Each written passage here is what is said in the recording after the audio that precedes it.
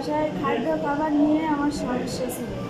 খাইতে দিত না, আর ওই মহিলা আমার মায়ের আমার এই ডান পাটা অচল করে দিচ্ছে। আমি দেশে আইছি, মানে কীভাবে আইছি তাও জানে। যাই হোক, ওই মহিলার বাপের বাড়ি বেড়াতে গেছিলাম, বেড়াতে নিয়ে গেছিলো। ওনার বাবারা খারাপ, যে জায়গায় যাবে সে জায়গায় কাজের মহিলা নিয়ে যাবে, কাজের মহিলা ছাড়া চলতে পারে না।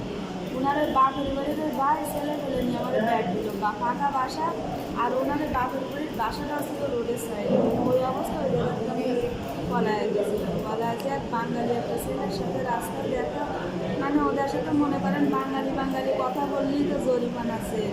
পরে আমি অনেক কান্নাকাটি করে বললাম যে কীভাবে কোনভাবে যাবো। তা আমাদের বলে কি মেইন রোডে চলে যান, পুলিশের গাড়ি যাবে না, ধরা দিন। এইভাবে আমি তো রাস্তাতে শুধু দৌড়চ্ছি আর দৌড়চ্ছি। আমি মেইন রাস্তা তো কতটা আমি তো আর বুঝতে পারি না যে কোনে যাবো, কার দ্বারা যাবো, কীভাবে কী করবো। পরে ছুটি দেখি, মানে আপনার মনে হয় 2 ঘন্টা শুধু রাস্তা ছুটেছিল।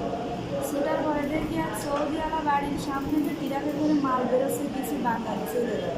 পরে ওই জায়গায় তো জিজ্ঞেস করলাম আপনারা কি বাঙালি, তো কিছু হয়তো কী সমস্যা, তা বললাম এইভাবে এই ঘটনা। পরে ওই সৌদিওয়ালারা ডাইকে দিল। পরে মানে ওনারা আরবিতে, আমি সবে মাত্র সাইড হয়ে গেছি, কোনোটা বুঝি কোনোটা বুঝি না। পরে আরবিতে ওকে বুঝে বললো, বলার পরে ওই সৌদিয়া ওই বাড়িওয়ালা আমার পুলিশকে ফোন দিয়ে আইনে, পরে আমাদের পুলিশরাতে তুলে দিল। দেওয়ার পরে ওই জায়গায় আমার মালিকও আমার গেছিলো আনতে। আমি আর যাইনি, আমি বলেছি কি যে না, আমি দেশে চলে যাব, আমি জায়গায় থাকবো না। কারণ আমি ওনারা যতটুকু সম্ভব বুঝতে পারিছি বুঝেছি। এবারে উনি কী করেছে, ওই অফিস আমার ফেরত না দিয়ে আপনারা সৌদির থেকে আমাদের দিয়ে দিছে। আপনার আর দিয়ে আছেন, আমি থাকতাম হচ্ছে আর রাত চালাইয়া, সেই জায়গাটা আমাদের দিয়ে দিল হচ্ছে গেল আপনার রিয়াদ এয়ারপোর্টে টিকিট কাটার কথাকে, বাংলাদেশে দেওয়ার কথাকে আমার ওই জায়গায় ফাটায় দিল। ফাটায় দেওয়ার পরে ওই জায়গায় এক মালিকের সাথে দেখা, মানে ওই মালিক আমার নিতে যাবে। পরে ওই মালিক ওই এয়ারপোর্ট গেলে আমি ওনার সাথে আর গেলাম না। সে জায়গায় আমি কী করবো, আমি 4-5 দিন ওই জায়গায় বসে কান্নাকাটি করার পরে আপনার মানে পড়ানো শোনেন, একবারে বয় ঢুকে গেলি ভাই, আর তো মনে করেন চিনা না জানা না, আর কি কোনো মালিকের সাথে যাইতে ইচ্ছা করে। অফিস মাধ্যমে যাইতাম কিংবা কোনো লোক ধরে যেতাম, কাগো বল ভরসায় কিন্তু আমি এক জায়গায় জাতি ভাবতাম। যাই হোক, ওই এয়ারপোর্টের পুলিশের সাহায্যে এক বাঙালি একটা ছেলে আমার বুঝে বললো যে এভাবে যান, আপনি গেলে হবে না। সেই জায়গাতে আমার আপনার ওই পুলিশই আমার ওই জায়গায় সফর জেলখানায় পাঠায় দিল। পাঠায় দেওয়ার পরে ওই জায়গায় 16-17 দিন থাকার পরে ওরাই আমাদের দেশে পাঠায় দিয়েছে। আপনি 16-17 দিন জেল কাটছেন, তারপরে পুলিশই আপনাকে পাঠিয়ে দিচ্ছে? হ্যাঁ, মানে ওই দেশের সরকার এই টিকিট কাইটে ওরাই আমার পাঠায় দিয়েছে। এখন আপনি সমস্যাটা ফেস করছেন কোথায়, মালিকের বাড়িতে নাকি মালিক স্ত্রী যে বাড়িতে নিয়ে গেছিলো সেই বাড়িতে?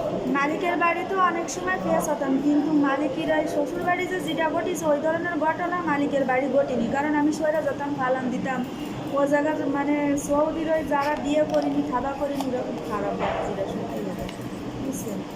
নিজেরা আমি 4 মাস ওই বাড়ি থেকে অনেকভাবে এইভাবে আমি কন্ট্রোল করেছি।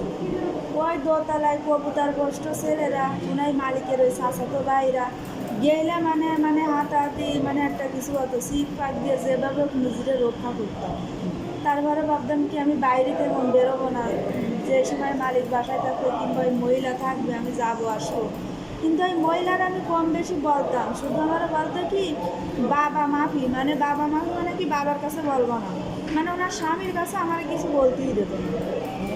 স্বামী ভালো ছিলেন? হ্যাঁ, ওনার স্বামী ভালো সমস্যা ছিল ওনার পরিবারের অন্যান্য সদস্য, আর ওই মহিলা খাতি দিত না, মাত্র দত্ত খুব ঝামেলা ছিল। আর ওনার বাপের বাড়ি যে সময় গেলাম, ওনার ওই ভাই ওই বন্ধু বান্ধবদের যে সময় আমার অ্যাটাক করলো, আমি ওই বাথরুমের কথাটা মানে ওদের আমি আরবিতে বুঝলাম যে আল্লাহ হাম্মাম রোশ ওয়াইশা ইজি গুরফা এই বলে আমার জাতি দিল। ওই বাথরুমই না যে ভাই আমি ওই দৌড়ে বেরিয়ে গেছিলাম বাসার থেকে। ওখান থেকে আপনি পলায় আমি দেশে চলে আসি। সমস্যা নাই, তাহলে এই কথাগুলো একটু গুছাই লিখতে হবে। আপনি নিয়ে